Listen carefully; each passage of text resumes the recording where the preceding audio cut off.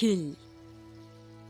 길이란 흔히 사람이나 동물, 그리고 바퀴 달린 차들이 지나갈 수 있게 만든 일정 너비의 공간을 뜻한다.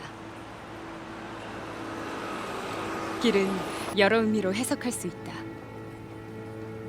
경제적으론 실크로드와 같이 상품과 문명을 공간 이동시키는 수단이고, 외교적으론 나라 간 갈등과 대립구도를 봉합하고 화해와 협력으로 가는 순간들의 연장선상이다.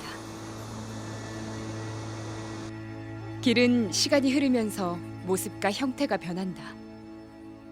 하멀산을 관통하며 시원스레 뚫린 이 길도 필시 울퉁불퉁하고 가파른 산길이었으리라.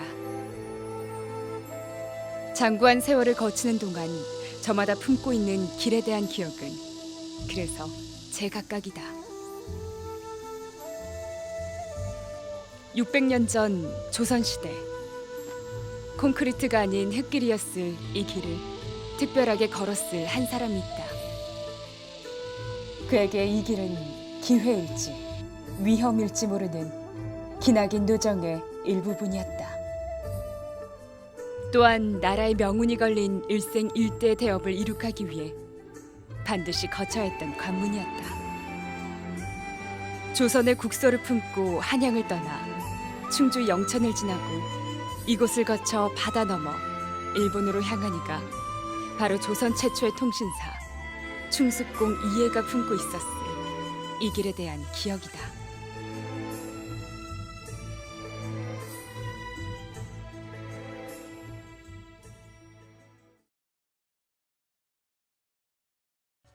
태화강 너머로 보이는 이곳은 중구 태화동. 고려 말인 1373년 옛말로 멍정, 혹 마릉정이라 불린 이곳에서 이해는 태어났다. 그가 살던 집터는 현재 남아있지 않다. 다만 오래된 주택들 사이에 그의 유허비만 외로이 서 있다. 그 멍정, 마릉정에 이해 선생이 사셨다는가 봐요.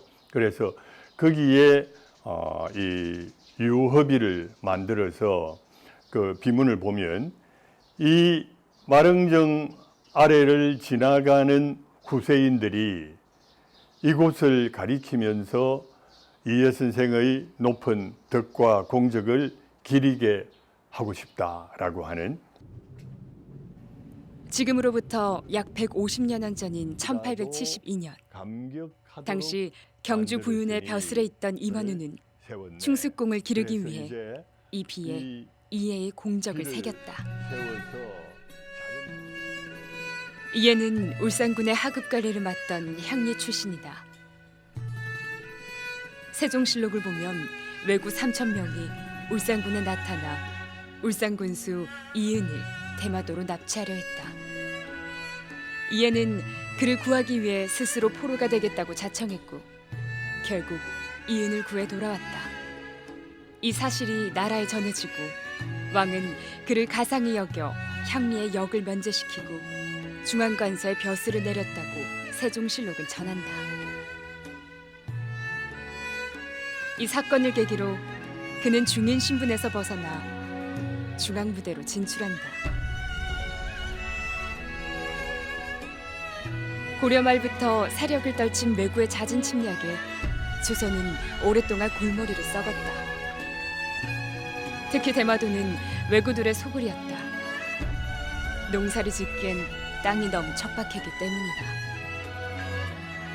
생업이 없어 해적이 된 왜구는 가까운 조선의 약탈을 일삼고 조선인을 납치해갔다. 조선 초기에 들어와서도 왜구를 완전히 진압을 하지를 못하고 있었습니다. 워낙 이 사람들은 배고픈 사람들이고 우리는 농사가 그래도 많이 있었는데 특히 이해의 어머니도 수많은 피납 조선인 가운데 한 명이었다. 그의 나이 불과 8살 때 겪은 아픔이었다.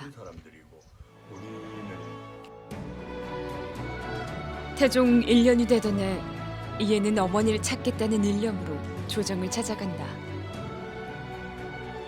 회례사 윤명의 수행원으로 임명된 이에는 대마도와 일기도의 가가호호를 찾아다닌다.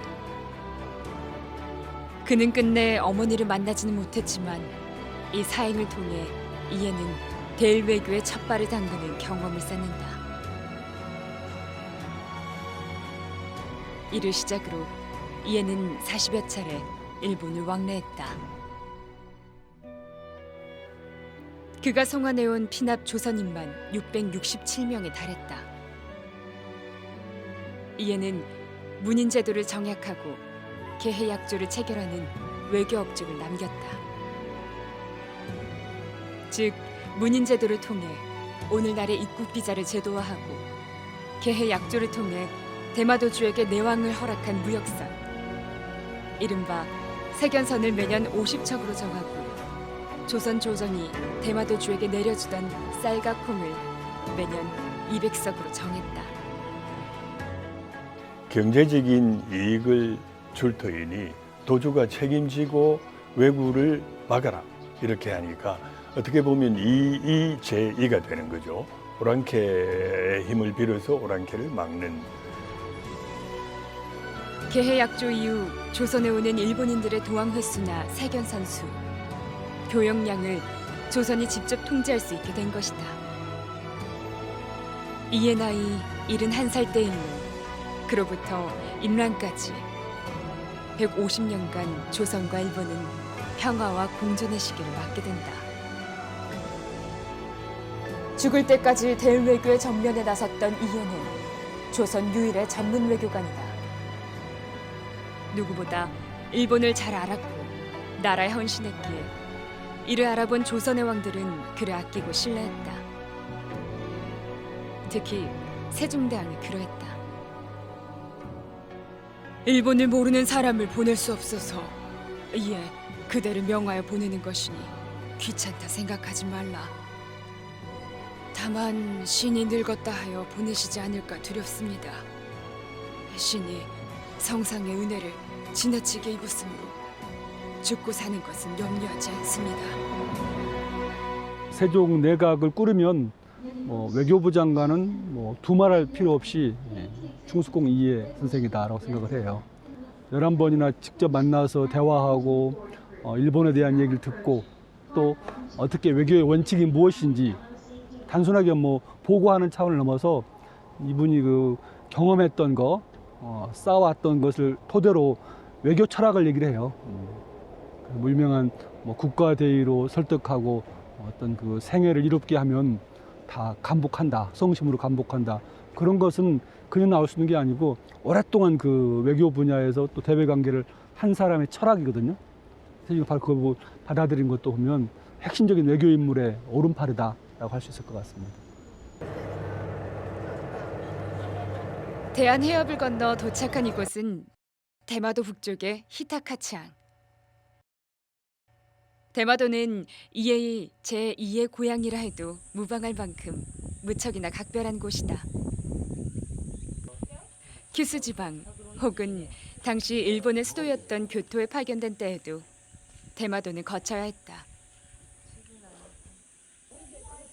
군수를 따라 대마도 왜구에게 포로로 잡혀간 사건을 시작으로 통신사로서의 마지막 사행에 이르기까지 대마도에서 보낸 삶이 무척이나 길다.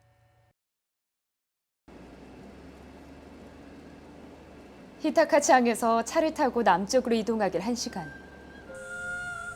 미네마치라는 동네에 위치한 원통사라는 사찰에 들렀다.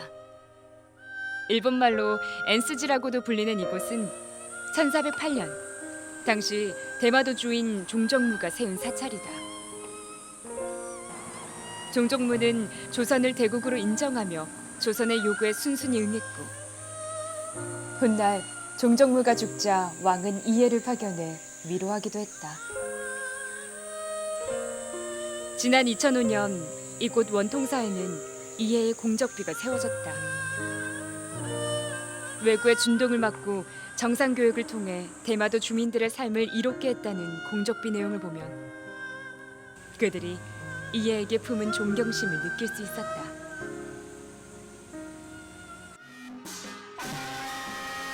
일본의 경제무역 제재로 인해 악화된 한일 관계 속에서도 이곳 이즈하라 항에는 아리랑 맛지리가 열렸다. 매년 8월에 개최되는 이 축제는 일본어로 축제라는 뜻의 맛지리와 우리나라의 아리랑이 합쳐진 것이다. 8월의 무더운 날씨에도 불구하고 성대하게 거행된 통신사 행렬 제연에는 많은 대마도 주민들이 참여했다.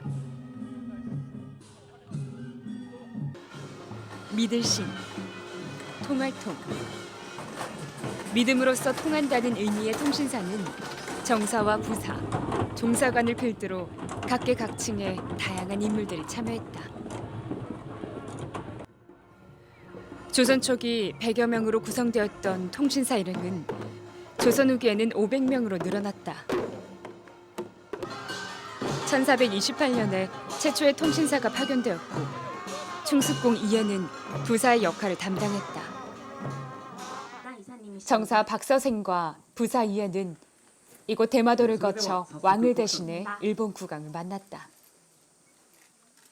일본인들은 양국의 국서를 교환하기 전까지 조선에서 온 통신사 일행을 예를 갖춰 대접했다.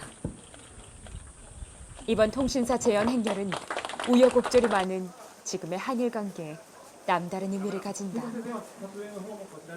지금 한일 관계가 굉장히 악화가 되어 있지만 조선통신사 기록유산을 유네스코에 공동 등재한 이 정신은 한일 간의 갈등의 파고가 높을수록 오히려 이 평화의 메시지를 더 강하게 가야 된다고 생각합니다. 그런 점에서 내년에는 오히려 올해 이런 시련이 더 단단한 한일 간의 그 관계를 만들어가는 계기가 될 수도 있으리라고 믿습니다.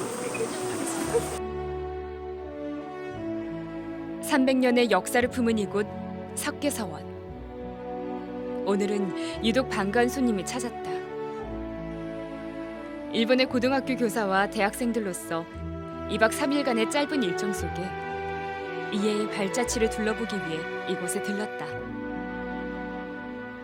서원 주변을 한참 둘러보던 한 일본 대학생은 최근 악화된 한일 관계 속에서 이해를 떠올렸다.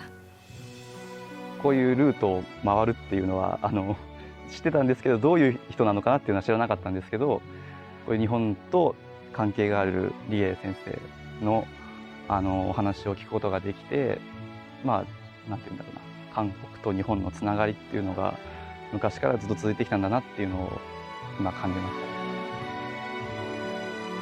석계서원과 더불어 충숙공 이해를 배양하고자 건립된 이곳 용면서원에도 이해의 혼이 서려 있다.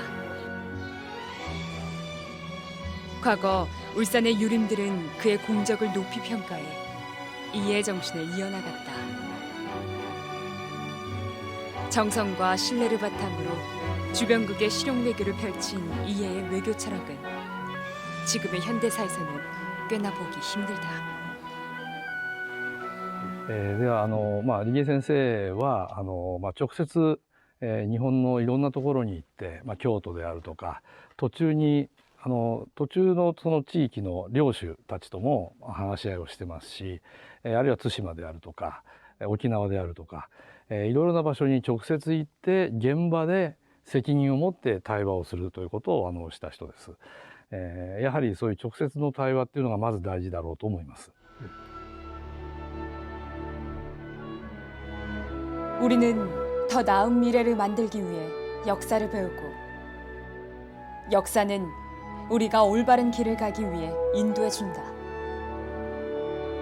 충숙공 이해는 각종 악조건 속에서도 몸으로 부딪혀 일본과의 설렌 외교에 힘썼으며 그가 보여준 사신성인의 정신은 조선이라는 한 나라의 국격을 높이는데 크게 일조했다. 한일 관계가 극으로 치달은 지금 한국과 일본, 양국은 이해가 걸어온 그 길을 되짚어봐야 한다. 조선통신사 이해가 기억하는 그 길 위에 해답이 있기 때문이다.